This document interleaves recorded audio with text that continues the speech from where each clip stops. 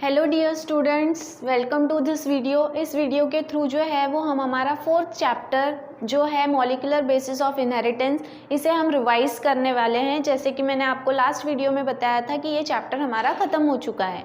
Now molecular basis of inheritance जो है ये हमारे न्यू सिलेबस का एक नया बताया हुआ जो चैप्टर है। एक्चुअली ये न्यू चैप्टर नहीं है, ये पुराने जो सिलेबस है उसमें 2 अलग अलग चैप्टर्स थे, उन्हें आपस में मर्ज कर दिया गया है। ये मैं आपको पहले भी वीडियो में बता चुकी हूँ।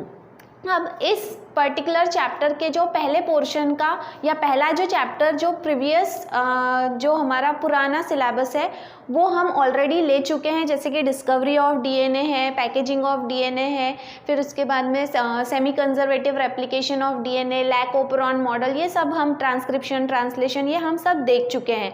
इसीलिए जो पोर्शन हमने नहीं देखा था हमने इन वीडियो के थ्रू वो पोर्शन लिया है। ठीक है, तो आज हम उसी के बारे में रिवाइज करने वाले हैं। सबसे पहला जो टॉपिक हमने लिया था वो था जीनोमिक्स। ठीक है, जीनोमिक्स जो है इट वाज फर्स्ट डिस्कवर्ड और the term was given by T.H. Rodrick in the year 1986। ठीक है, अब जीनोमिक्स क्या है? तो it is nothing but it is the study of genome. ठीक है, अब जीनोम ये टर्म जो है ये H.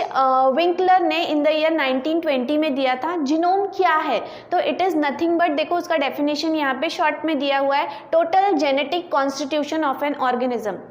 आपके हर एक क्रोमोसोम या हर एक सेल के अंदर जो डीएनए उसमें जितने भी जीन्स रहेंगे उन सब के जीन्स का जो कलेक्शन है ऑल टोटल, अगर हम उसे एक शब्द में कहें तो उसे जीनोम कहा जाता है, और अगर हम उस जीनोम की स्टडी कर रहे हैं तो उसे जीनोमिक्स कहा जाता है। ठीक है, देन इसके बाद में क्लासिफिकेशन। जीनोमिक्स जो है वो 2 तरह से पढ़ा जा सकता है, एक है स्ट्रक्चरल जीनोमिक्स और दूसरा है फंक्शनल।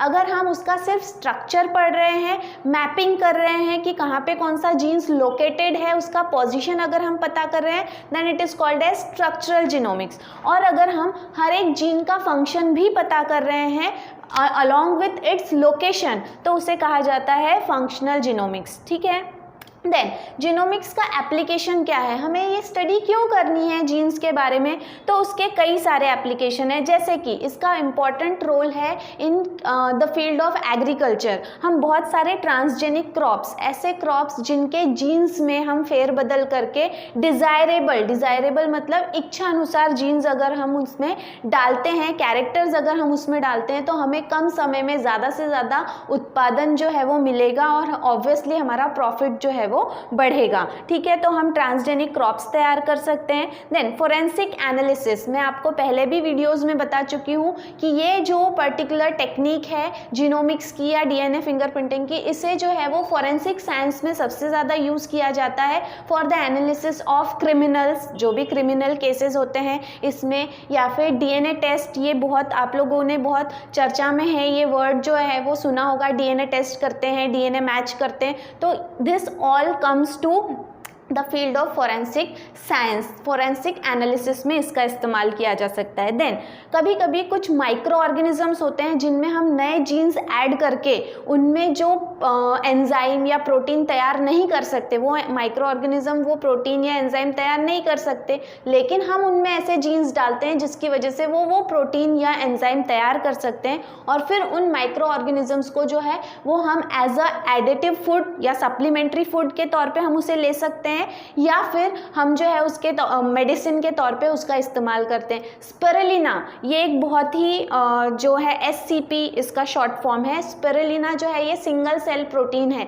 स्पिरुलिना जो है इट इज़ नथिंग बट अलगी है ये, और ये नेचुरली जो है वो हाई बोल सकते हैं हम हाई लेवल का प्रोटीन या रिच प्रोटीन तैयार करता है। तो अगर हम स्पिरुलिना के कैप्सूल्स जो हैं वो अगर हम खा लेते हैं तो आपके बॉडी में जो प्रोटीन की कमी, हमें पता है कि हमारा जो कंट्री है ये माल नरिशमेंट से बहुत, जिसे हम कुपोषण कहते हैं, इससे बहुत ज़्यादा जूझ रहा है। बहुत सारे छोटे बच्चे हैं जिन्हें उम्र के साथ में जो नरिशमेंट चाहिए उनके एज के हिसाब से उनका जो है वो डेवलपमेंट नहीं होता, तो उसके लिए जो है वो प्रोटीन की कमी होती है, as proteins are the building blocks of our body. तो स्पिरुलिना जो है ये एक नया हम बोल सकते हैं एक अल्टरनेटिव ढूंढ के निकाला है कि भाई अगर आपको खाना नहीं मिल रहा है तो स्पिरुलिना का अगर आप जो है वो कैप्सूल कंज्यूम करते हो तो आपके बॉडी में जो प्रोटीन की कमी है वो पूरी की जा सकती है, और इसका कॉस्ट भी बहुत कम है, एज ये जो भी है ये अलगी है और ये कहीं पर भी ग्रो हो सकती है। तो इसके ग्रो करने के लिए इसको ज़्यादा जो है वो लागत नहीं लगती, खर्च नहीं लगता, तो ये एक बहुत ही सस्ता जो है वो एक ऑल्टरनेटिव है। तो ये सारी चीज़ें जो हैं वो हम किसके मदद से कर सकते हैं, जीनोमिक्स। अगर आप जीनोमिक्स के बारे में पढ़ोगे, उसके बारे में समझोगे, तो आप ये सारे एप्लीकेशंस जो हैं वो आइडेंटिफाई कर सकते हो। देन इसके बाद में जो है वो इसी के थ्रू एक बड़ा प्रोजेक्ट, ह्यूमन जीनोम प्रोजेक्ट, जैसे हम बोल रहे हैं कि जीनोम क्या है कि आपके डीएनए में कितने जीन्स हैं उन सब का कलेक्शन। तो सबसे पहले हम ह्यूमन बीइंग के बारे में ये प्रोजेक्ट जो है वो शुरू किया गया था कि ह्यूमन बीइंग के डीएनए में कितने जीन्स हैं, वो उनका फंक्शन क्या है, उनका स्ट्रक्चर क्या है। तो वो जो प्रोजेक्ट है उसे नाम दिया है human genome project. It was started in 1990, ठीक है, 1990 में स्टार्ट हुआ था और 2003 में जो है ये खत्म हो चुका है। नाउ ये जो भी प्रोजेक्ट है इसके बारे में डिटेल हम ऑलरेडी देख चुके हैं, कुछ जो है वो इसके हाइलाइट्स बता रही हूँ। ये जो है ये एक इंटरनेशनल प्रोजेक्ट है जिसमें एक कंट्री इंक्लूडेड नहीं है, इसमें UK, France, Germany, Japan, India and China जैसी कंट्रीज़ ने पार्टिसिपेट किया। इस प्रोजेक्ट के तहत हमने जो है वो ह्यूमन बीइंग में कितने जीन्स जो हैं वो प्रेजेंट हैं और उनके फंक्शंस क्या क्या हैं ये हम ऑलरेडी आइडेंटिफाई कर चुके हैं, ठीक है, so that we can better know about human beings, या हम हमारे बारे में ज़्यादा अच्छे से जान सकते हैं। देन ये जो भी ह्यूमन जीनोम प्रोजेक्ट है इसके एम्स क्या क्या हैं, ठीक है, what are the goals of this particular project. तो इसमें सबसे पहले मैपिंग ऑफ ह्यूमन जीनोम, जैसे बताया मैंने आपको कि स्ट्रक्चर जो है कहाँ पे कौन सा जीन्स लोकेटेड है, कहाँ पे प्रेजेंट है, कौन सा उसका पोजीशन है, वो आइडेंटिफाई करने का इसका पहला एम है। दूसरा, जो भी इंफॉर्मेशन मिली है इस प्रोजेक्ट के द्वारा उसे डाटाबेस मतलब डाटा के फॉर्म में उसे ऑलरेडी स्टोर किया जा चुका है और जब ज़रूरत पड़ती है हम उसका इस्तेमाल करते हैं। देन इसके बाद में जो भी ये डाटाबेस इंफॉर्मेशन हमने जो है स्टोर की है, तो बहुत सारे ऐसे टूल्स और टेक्निक्स हमने ऑलरेडी और डेवलप किए हैं कि ताकि हम उसको और ज़्यादा अच्छे से एनालाइज कर सकें। आपके पास में इंफॉर्मेशन है लेकिन आपको वो इंफॉर्मेशन समझ में भी आनी चाहिए, और वो समझने के लिए बहुत सारे टूल्स और टेक्निक्स जो है वो हम डेवलप कर चुके हैं under the project human genome project. Then इसके बाद में ये जो भी इंफॉर्मेशन हमें मिली है ये हम बहुत सारे प्राइवेट सेक्टर्स जैसे कि बहुत सारी इंडस्ट्रीज़ को हम प्रोवाइड कर सकते हैं, सो दैट वो जो भी प्रोडक्ट बना रही है, स्पेशली ईडेबल प्रोडक्ट्स हैं या मेडिसिन है, तो वो बेटर क्वालिटी की बना सकते हैं जिसकी वजह से हमारे जो जेनेटिक लेवल तक जो है वो हम क्योर हो सकें, ठीक है। देन इसके बाद में टेकिंग केयर, अब देखो ये प्रोजेक्ट तो सब है, इसमें सब पता चल गया हमको कि ह्यूमन जीनोम प्रोजेक्ट में कहाँ कहाँ जीन्स लोकेटेड है, उनके फंक्शन क्या, लेकिन इसके साथ साथ इस प्रोजेक्ट ने ध्यान रखा हुआ है लीगल, कि ये जो भी प्रोजेक्ट है ये लीगली जो है लॉ को पूरा फॉलो कर रहा है, लॉ के अगेंस्ट में बिल्कुल भी काम नहीं कर रहा है। इथिकल जो हमारा कल्चर है, ठीक है, उस कल्चर को भी धक्का ना लगे, इस चीज़ को भी ध्यान में रखा गया है। एंड सोशल, जो हम सामाजिक तौर पे जो हमारा दूसरे के साथ में इंटरैक्शन है उस चीज़ को भी जो है वो कहीं ना कहीं खतरा ना हो या कुछ गलत चीज़ ना हो, ये सारी चीज़ों का ध्यान रखते हुए ये प्रोजेक्ट जो है वो बनाया गया है, ठीक है। देन इसके बाद में इस प्रोजेक्ट या इस पूरे टॉपिक का सबसे इम्पॉर्टेंट पार्ट है DNA fingerprinting. DNA fingerprinting is all about कि जो भी हमारा डीएनए, देखो हम पता है कि हम सब ह्यूमन बीइंग है लेकिन हम सब एक दूसरे से अलग हैं। क्यों अलग हैं? क्योंकि हम सब के बॉडी में डीएनए जो है उसमें कुछ ऐसे सीक्वेंसेस हैं जो एक दूसरे से अलग हैं। हमने इसके बारे में जब डिस्कस किया था तब मैंने आपको बताया था कि 99% जो सीक्वेंस होते हैं हर एक ह्यूमन बीइंग में वो सेम होते हैं, सिर्फ 1% का डिफरेंस होता है, और वो जो भी 1% का डिफरेंट सीक्वेंस है वो समय समय पे बार बार रिपीट होता है, ठीक है। और वो जो भी रिपीट हो रहा है उसे हम शॉर्टली क्या कहते हैं, VNTRS। VNTRS का फुल फॉर्म है variable number of tandem repeats, मतलब वो जो सीक्वेंस जो आपको दूसरे से अलग बनाता है, यूनिक बनाता है, वो थोड़े थोड़े दूरी पे जाके क्या होता है, रिपीट होता है। और वही सीक्वेंस को अगर हमें किसी पर्सन को जानना है, उसका डीएनए अगर हमको पता करना है, तो हमको सिर्फ वही सीक्वेंस पता करना है विच इंक्लूड्स ओनली 1%। 99% से हमें कुछ भी लेना देना नहीं है। देन इसके बाद में स्टेप्स हमने देखी थी कि अगर हमको किसी का डीएनए टेस्ट करना है, डीएनए फिंगरप्रिंटिंग करना है, तो उसकी स्टेप्स, सबसे पहले आइसोलेशन, जिसका हमको डीएनए टेस्ट करना है उसका डीएनए हमको निकालना पड़ेगा उसके सेल में से। उसके बाद में रिस्ट्रिक्शन डाइजेशन, उस डीएनए को हमको छोटे छोटे फ्रेगमेंट्स में कट करना पड़ेगा। Restriction digestion is done by the enzyme called as restriction endonuclease, ये भी हमको पता है। देन इसके बाद में जेल इलेक्ट्रोफोरेसिस टेक्निक हम करते हैं, जिसमें हम अगारोस जेल की प्लेट बनाते हैं और उसमें डीएनए लोड करते हैं। उसके बाद में वो लोड किया हुआ जो प्लेट है उसको हम एक नायलॉन पेपर पर रख के उसको सोकिंग, एब्जॉर्बिंग करवाते हैं, रात भर तक रखते हैं।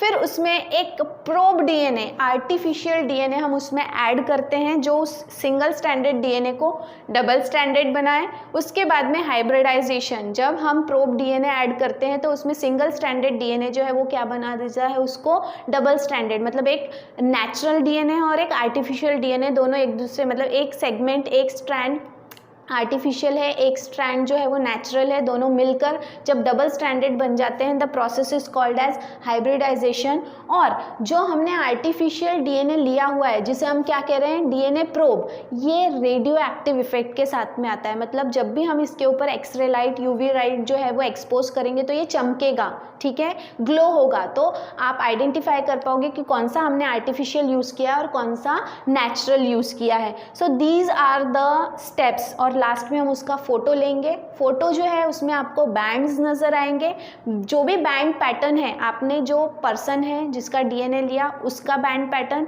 और जिसका आपको जिससे मैच करना है उसका बैंड पैटर्न।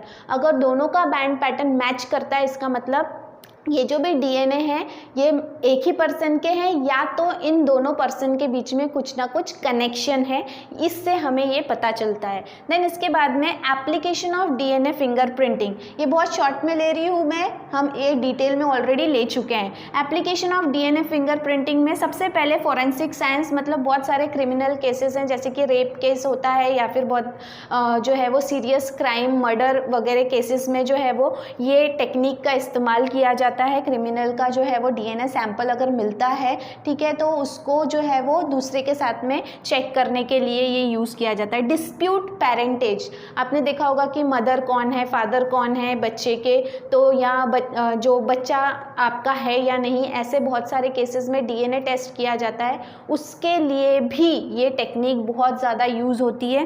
देन ये जो है इसमें then pedigree analysis, pedigree analysis मैंने आपको बताया था, पेडिग्री के दो मीनिंग होते हैं। एक जो पेट फूड, जो भी हमारे पालतू जानवर होते हैं जैसे कि कुत्ता है, बिल्ली है, इनका जो खाना होता है उसको पेडिग्री कहते हैं, लेकिन यहाँ पर उसका मतलब वो नहीं है। पेडिग्री चार्ट मतलब होता है आपका फैमिली का पूरा एनालिसिस, आपका फैमिली बैकग्राउंड, ठीक है, तो उसे कहते हैं पेडिग्री। तो यहाँ पे आपका पूरा फैमिली बैकग्राउंड भी पता किया जा सकता है with the help of DNA fingerprinting. And lastly सबसे इम्पॉर्टेंट, डीएनए फिंगरप्रिंटिंग या जीनोमिक्स के बारे में हमने फॉरेन के जो हैं वो साइंटिस्ट के नाम लिए, लेकिन इसमें बहुत बड़ा कॉन्ट्रीब्यूशन हमारे इंडियन साइंटिस्ट का भी है, जिनका नाम है डॉक्टर लालजी सिंह, जिनका लाइफ टाइम था फ्रॉम द ईयर 1947 टू 2017। इनका बहुत बड़ा कंट्रीब्यूशन ये है कि जो हम बोलते हैं डीएनए प्रोब, इंडिया में उन्होंने अपना खुद का डीएनए प्रोब जो है वो ढूंढ कर निकाला है।